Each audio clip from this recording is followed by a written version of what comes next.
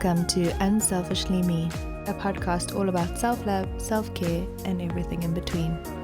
I'm Jane, a personal trainer with a focus on self-love. Each week, we'll be chatting to someone about their self-love journey, how long it took, and what it took to get there. In this episode, I'm talking to Mariska. She is a zero waste warrior. She is incredible. She has her own podcast talking all about zero waste and how you can be more intentional and conscious each and every day. I found her in a group that we're both in about podcasting, and I thought this name sounds South African, but I saw that she's in Australia. And the more we chatted, the more we found that we are both from Durban, South Africa. So it was incredible to catch up with her and to learn so many things about the art that she creates, helping to clear the world of unnecessary waste. So I'm super excited to introduce you to Mariska. So welcome, Mariska. You're going to tell us a bit about yourself, but I just wanted to tell people how crazy this is because we're in a podcasting group together and we all like chat and we, invite each other onto our podcast. And I saw your name. And first of all, I was like, that sounds a bit South African.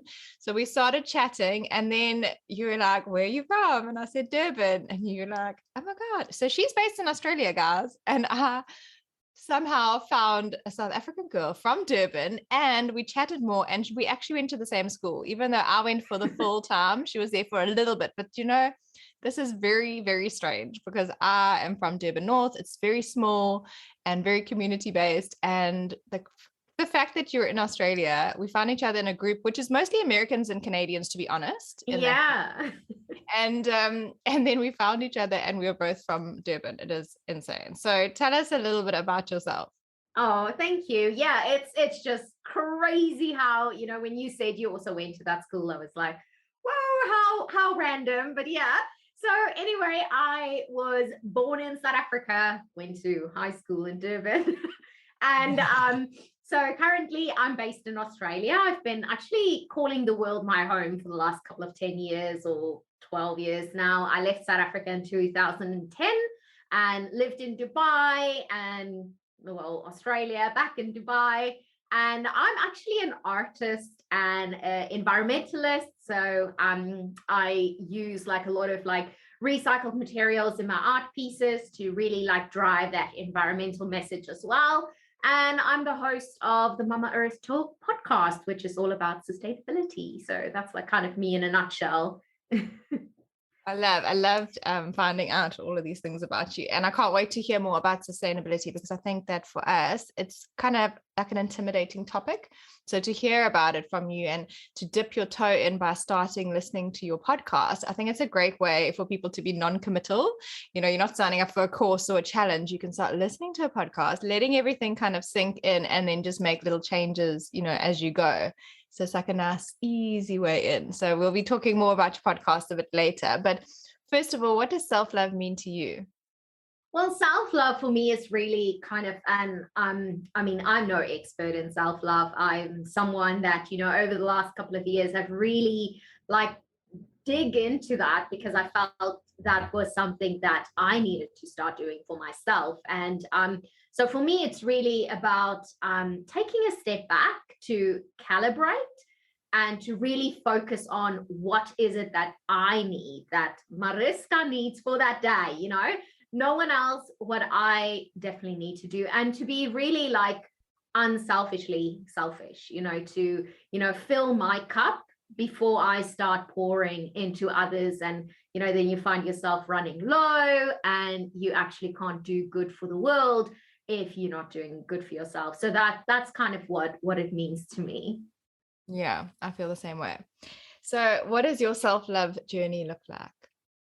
Well, I would say it's kind of like I've mentioned, it's not really been an easy one for me. Like over the last couple of years, I've really like kind of dealt a lot into that because we often find like, strangers or family or friends or even our own voices that's like telling us, oh, Mariska, you're not skinny enough, or, you're not perfect enough, or you need to do this or this or that. And, every single time when we give those people permission to like do that, it kind of breaks little pieces off from ourselves, I find. And I never realized that until I kind of looked in the mirror, and that was around 2020, and I was like, I honestly don't recognize this person that's looking back at me, because she's not this like very confident person that she used to be, and she always like keeps on telling herself off. That was kind of the feeling that I was getting. So I kind of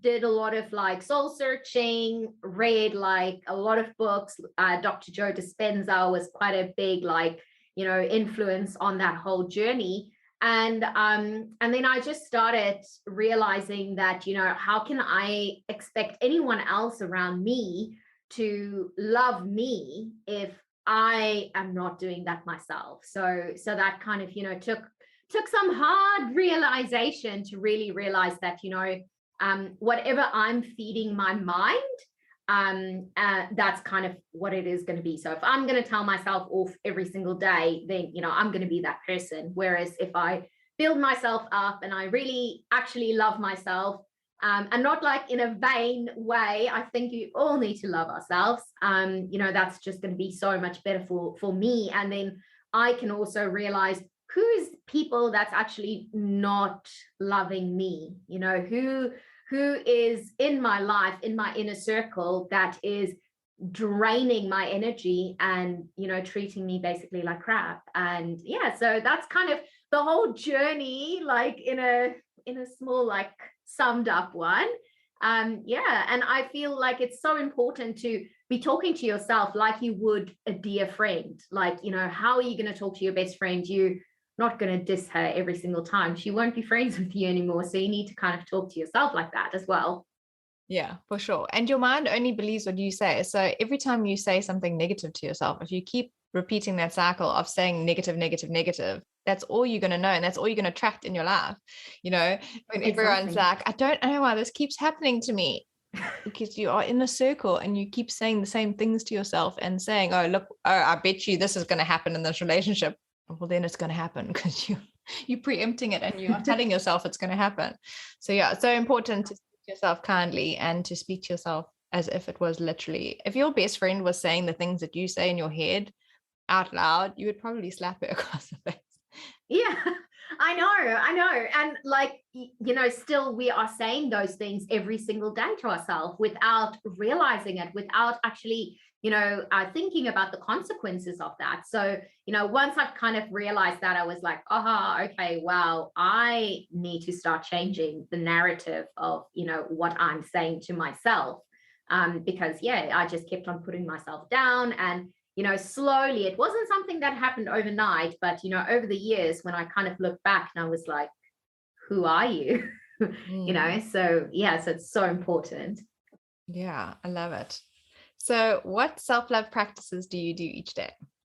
So each day obviously varies, because I like to kind of think, what is it that I need today? And most of the times I love to like, sit for a moment, have like a hot tea, whether it is actually in my study on my yoga mat or outside in the garden, and just to take like a couple of minutes and think about 3 things that I'm grateful for.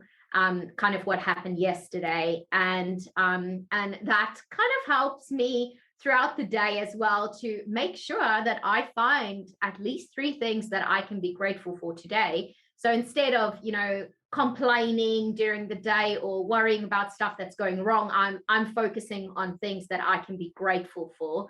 And that has really kind of, shift like my whole mindset. And also just like to in the mornings, I like to like give myself a high five and be like, hey Mariska, you're doing great, you're looking beautiful today. And just kind of grow from that. So I would say that's like 2 very like simple things. But then also, if I feel like I need something else that morning, if I feel like, oh my gosh, I've been sitting in front of the computer and I need to do a yoga session today, or I just need to sit and stretch. So that vary from day to day. And other times it might be like, I need some vitamin C and I am actually doing my gratitude stuff on the beach today and thinking about that. So yeah. Yeah. And I think also for you as an artist, something like if you've got a project, I just imagine this could be the case as well. If you've got a project that you're doing and this is like you are doing a huge project and you're focusing on that project, but that day you might feel like just taking out watercolors and painting random stuff and just kind of letting, not focusing on the work aspect, but actually for yourself, mindfully, you might want to just put on some music and actually just free paint or do something creative for you, not for the project, the work, the client. That also would be a form of self-care in itself as well. Yeah, that's definitely true. I didn't even think about that as that way, but definitely. And I mean, because like with COVID and everything, and me moving from the Middle East back to Australia, and and then COVID hit, so everything was kind of like boom, boom, boom, straight after each other. And there was probably about a year and a half where I didn't do anything creative, where I would not create anything new, because I kind of went into this mode where I was like, oh, I feel so depressed. And then I found out my iron levels were super, super, super low. So that contributed to it as well. But yeah, I just didn't feel like doing anything creative. And it was such a like kind of mission to find my way back to that creativity. So I just like kind of went back to, why I started doing art, and, what were some of the things that I started doing when I started doing art, and I started doing that. And now I'm like, back in it, full swing, loving it, enjoying it. And for me, that's the most important thing, because, it doesn't matter if you like keep on selling stuff, but you're not enjoying what you're doing. Yeah, for sure. And I mean, you did art at school, so you really have loved it your whole life, and it's something that is part of you. So it's important for you to be able to do it creatively and freely for yourself as well, and just to create and not to create to sell or to display and all that stuff. So I think that is a massive part of your self-care as well. Exactly. Love that.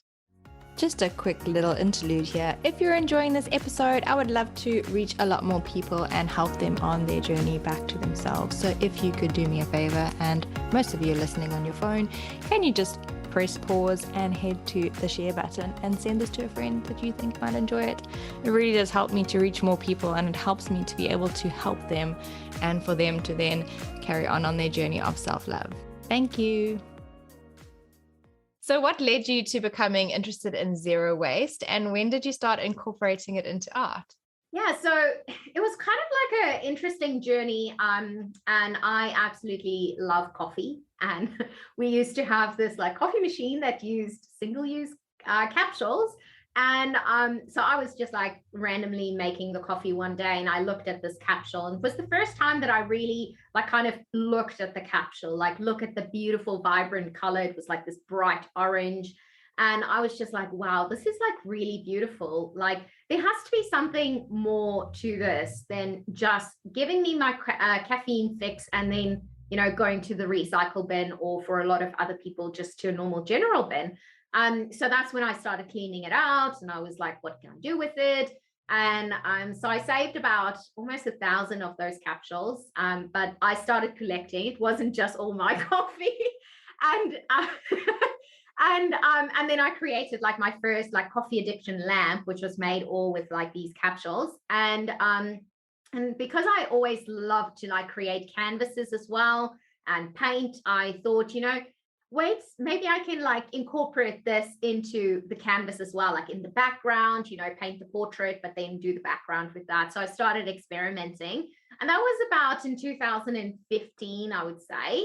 And yeah, so it was quite an interesting journey. And as I learned more about the different mediums, I wanted to incorporate other mediums and just like kind of, create awareness about some of the issues, like how can the stuff be recycled? How can we actually avoid using this item and use something that, doesn't create waste at all? I think there's so much that we don't know. And part of it, I think, is education. And then part of it, I think, is ignorance is bliss. And, people don't want to really change their lifestyles. I do find it very difficult in South Africa because I love to recycle, and we've always had, the separate bin growing up.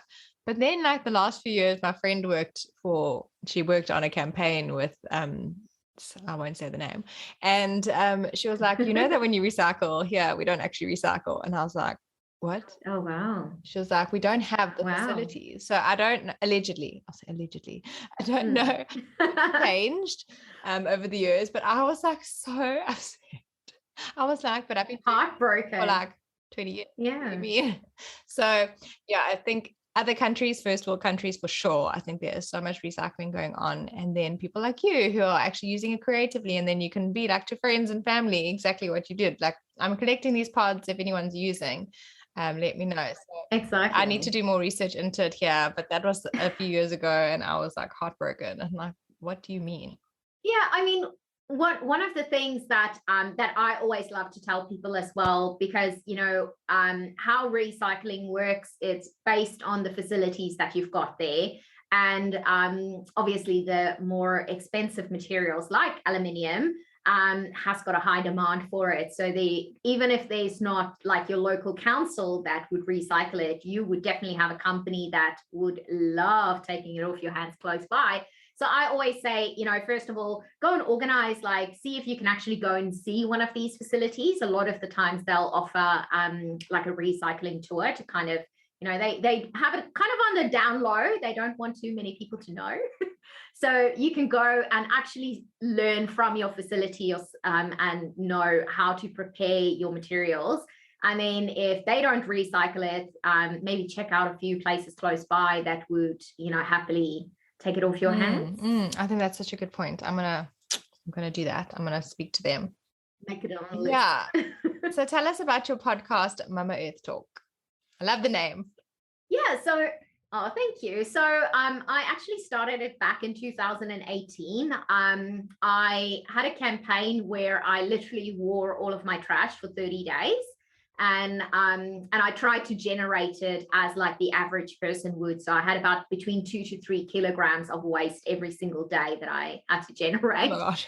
And so over the course of the 30 days, I managed to get close to 65 kilos of waste. But there was a lot of like, the items people wanted to know, like, oh, how do you recycle this? Or, how do I avoid from actually buying this? And what can and cannot be recycled? So there were so many questions.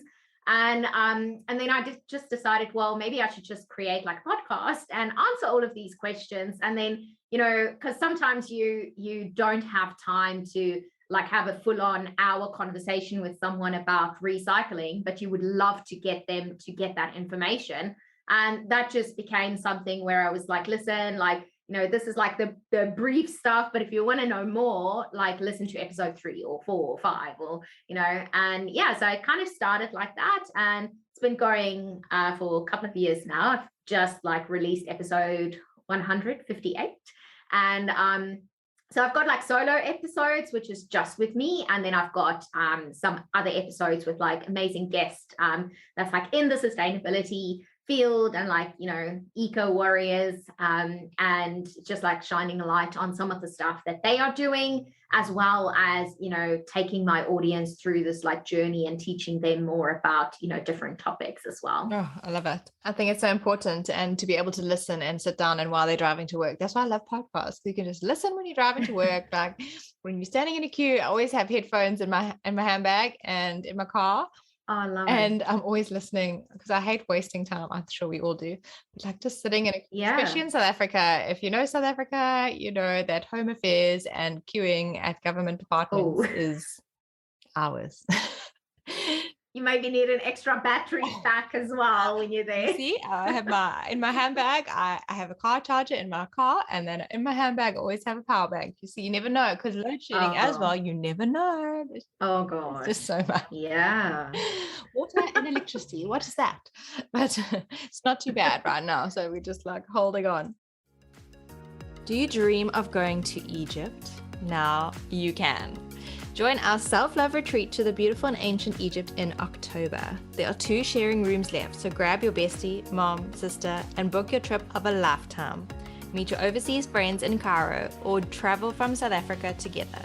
Your deposit secures your spot, and the rest can be paid monthly. It includes 2 beginner-friendly yoga classes, 2 guided meditations, guided journaling, sunset full moon dance, self-love talk, and time for you. We're going to the beautiful Cairo and Fayoum. and a full moon in the Egyptian desert. Join myself, Jane, from Unselfishly Me, and Senta from Maya Tours and Maya Belly Dancing to guide you through your beautiful journey. We'll be visiting the exciting Cairo, which is very vibey and fun. So your tour is full of Cairo adventures. We will be visiting the Great Pyramids of Giza, the Sphinx, and the Step Pyramids of Saqqara, the Egyptian Museum, and hopefully the new Grand Egyptian Museum, which is scheduled to be opening soon. We'll explore the beautiful old Coptic Cairo, the Babylon Fortress, and the cave where Mary and baby Jesus hid for 3 months. We'll also take you shopping for souvenirs in the vibey Khan el Galili market. You will also have a delicious dinner and watch a famous belly dancer perform on a Nile cruise. Tanura, which is whirling dervish dancers, live musicians, and other fun entertainment will give you a taste of the exciting Cairo nightlife. From typical Egyptian street food falafel sandwiches and delicious Egyptian pancakes to rich mazbout coffee and 3-course Egyptian meals, we will ensure you taste all the delicious Egyptian delights. We have a 2-hour drive in our personal minibus from Cairo to the Fayum Oasis, one of Egypt's most beautiful yet overlooked locations, where we will spend 3 nights. In Fayum, life just kind of slows down and goes back to the natural rhythm it should be. We're going to Wadi El Rayyan, a protected national park, and it is one of Fayum's many highlights. We'll be taking a 4-wheel drive safari there. The sprawling park also features a variety of distinctive scenic attractions that include moving dunes, natural sulfur springs, mountains, and its best-kept secret, Wadi El Hitan.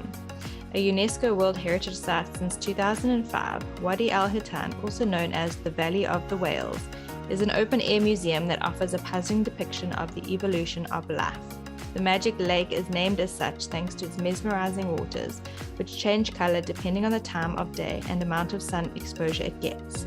Looking down at the lake from the top of the dunes is something of a surreal spectacle, with the calm water serving as a crystal clear mirror reflecting the sky. We will also share some special retreat time at our hotel overlooking beautiful Lake Quran. Considered the world's most ancient lake, it's not suitable for swimming, but Lake Quran has become a legendary destination for passionate bird watchers. The tour dates are the 6th to the 14th of October, including travel, so arrival in Cairo on the 7th of October and departure from Cairo on the 13th of October. We'd love to have you on our Egyptian retreat, which is a once-off special treat for Unselfishly Me. I'm very excited and I'd love to have you with us. So if you are one of the last 4 people who want to join us, there are 2 sharing rooms left. So grab your sister, your bestie, your mom, whoever you want to bring with you, and email hello@unselfishlyme.com. So if you could give us 5 tips to start living more intentionally with regards to zero waste living, what would they be? Yeah, so I would say, I won't give like 5 tips because I feel like, everyone's journey is kind of unique when it comes to sustainability. So, and there's like no cookie cutter, I wish there was, then we could just provide you with exactly what you need. So I would say, start where you're at because everyone's going to be at their own pace. So firstly, do a bin audit. I would suggest that. And I've got all of this kind of step-by-step in my free beginner's guide to waste-free living that all of your listeners can download as well. And so doing a bin audit, either by putting a pen and paper next to the bin and just writing down or ticking off whatever you put in the bin, if you've got an empty bin, or if your bin is kind of full already, just take a top, take outside of the house and just empty the contents and have a look what is the top polluters or stuff that you use most of, and then list that for yourself, have the top 5 items and then see which of those items would be the easiest to give up. That's super, super key because you want to start with the easiest things. You want to get that easy wins first. Otherwise, you're going to give up before you even start. And take it one step at a time. So take it one habit at a time. Once you've got that one thing that you've been doing for 2 or 3 weeks, you haven't bought any single-use plastic water bottles, you maybe installed a water filter at home or saving rainwater. I'm not sure what your situation would be. But yeah, maybe have a look at that, or even, start buying some items like in bulk, or, package free. So you could do whatever it is that you are using the most of. And then, yeah, once you've got that first habit sorted, then move on to the next one and the next one. And you'll soon find that, you're kind of thinking about these things a lot. And before you know it, it's like, okay, cool, I've already eliminated 5 items from my bin. So I would definitely recommend kind of doing that, and like, be kind to yourself, because sometimes in some situations, like, you just won't be able to reduce or refuse an item.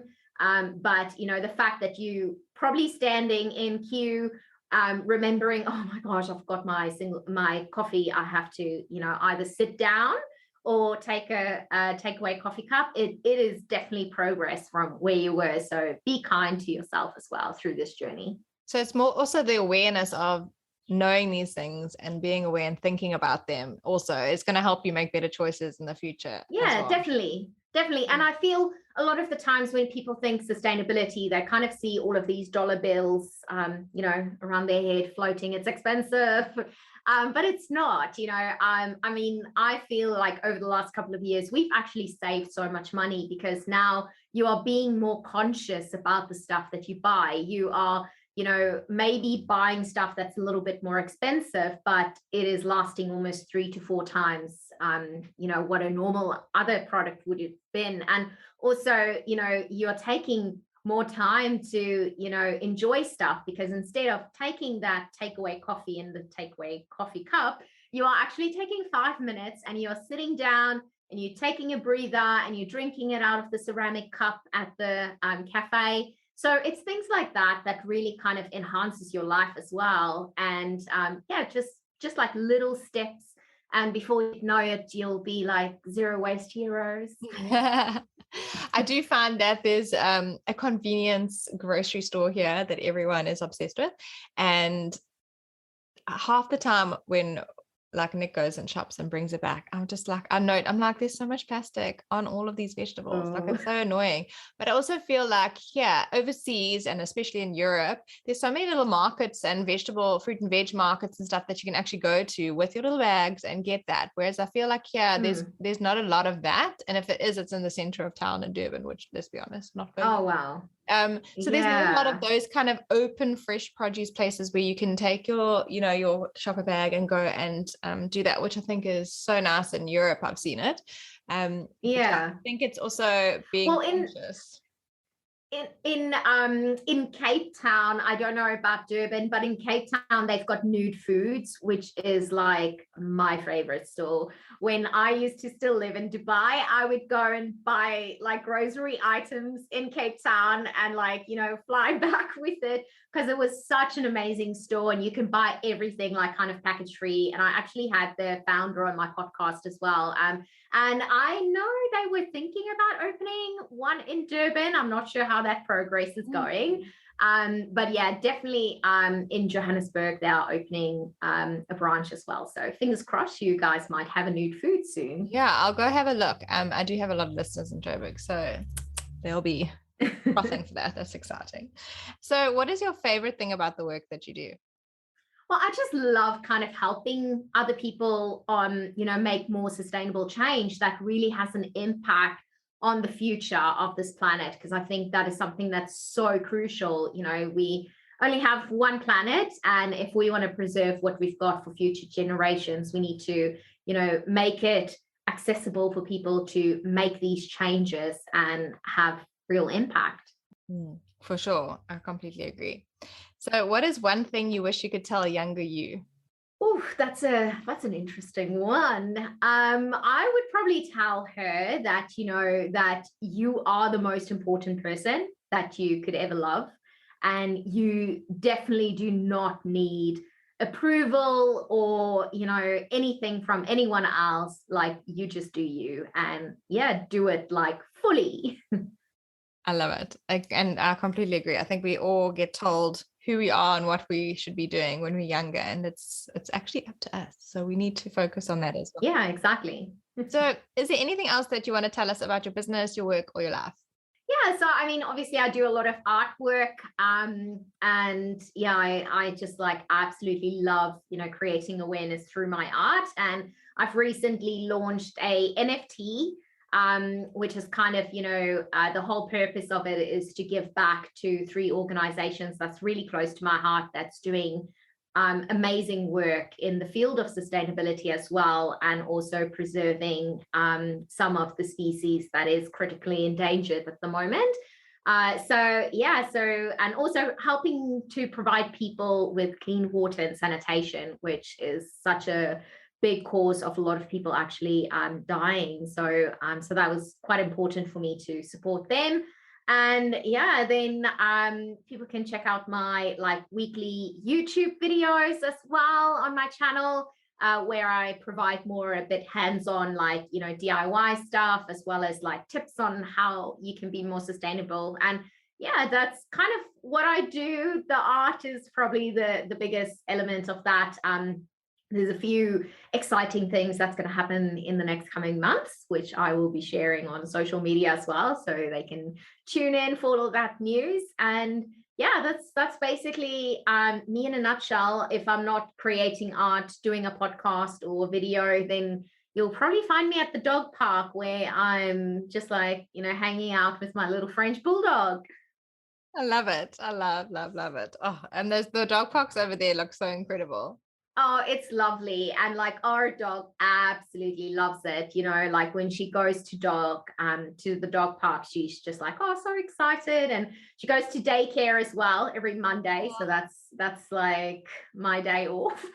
And she just loves that. So the socialization of that is just like phenomenal for her, because she wasn't like raised in like a with a lot of other puppies, because she was born with a cleft palate. So she had to get like tube feeding every 2 hours. So she didn't have that like interaction with other puppies when she was small. So we're trying to like make up for that in all sorts of ways that we can. That's so common in Boston Terriers, and because we were chatting, I have a Boston Terrier, well, I have two. It's so common in the flat nose, the Frenchies and the Bostons, for them to be born like that. Sure. Exactly. And the crazy thing is, a lot of the times they actually euthanize them as soon as they are born, because it really takes a lot to like, raise them. Like, I mean, Piper was about 5 weeks old when she was able to get her surgery. So up until then, she was tube fed every 2 hours. Which is like quite a hard work, but now she's like a happy. She obviously still has a cleft palate, but you can't see anything, it's closed off. But yeah, she can't have any bones or any sharp things sticking in there, because there's literally no cartilage. Oh my gosh, shame. Oh, Papa, I love that. So I will share it in the show notes, but where can everyone find you? Yeah, so if you are looking to find out more about some of my artwork, then that is at designbymariska.com. So you can also check out all the NFT details on that website as well. And then the podcast is mamaearthtalk.com. You should be able to get that anywhere you listen to your favorite podcast. But the website's also just like mamaearthtalk.com. And my social medias is all like Zero Waste Mariska, and like YouTube channels, also Zero Waste Mariska. So you can check it out there. So it's Mariska, like Mariska. And yeah, that's it. Or find me on LinkedIn. And I am more than happy if someone wants to send a message if they've got a question or anything to kind of help them out. The best would probably be either on like directly onto my website, just like the contact page, because then it goes directly into the inbox, versus like the Instagram message sometimes linger there and I don't see it all the time. So yeah, happy to hear from all your amazing audience as well. I love the way you roll your R. We were saying how I was like, I'm just checking, do you say Mariska? And she's like, I roll it a bit more. And the way I won't even try. And so I love the way you like fancy.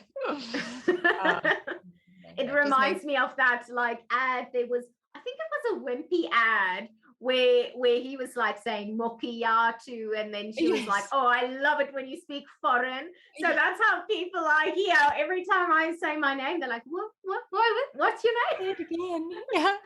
And you're like, it's very Afrikaans. They're like, no, it sounds like, you know, if you're not from South Africa, then you would think it is like French or, you know, German or something like. Yeah, some people are like, am I Russian? And I was like, oh, I can see I'm a little bit pale, dark hair, but no.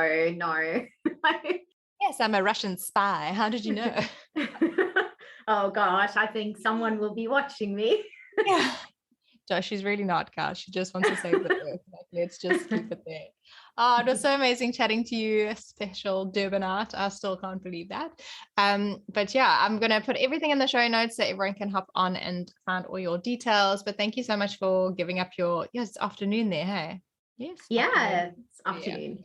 Yeah. Afternoon there, it's morning here. It's the Australian. I've got so many friends in Australia. It's so hard. And that's probably what you found as well. It's so hard to communicate with people at home because you're always playing tag. With like voice notes and stuff. It's like a day or two delayed. Yeah, so I'm grateful that definitely. we got to chat and actually be on the same time zone, kind of the same day. But thank you so much for making the time, and I will see you guys next week.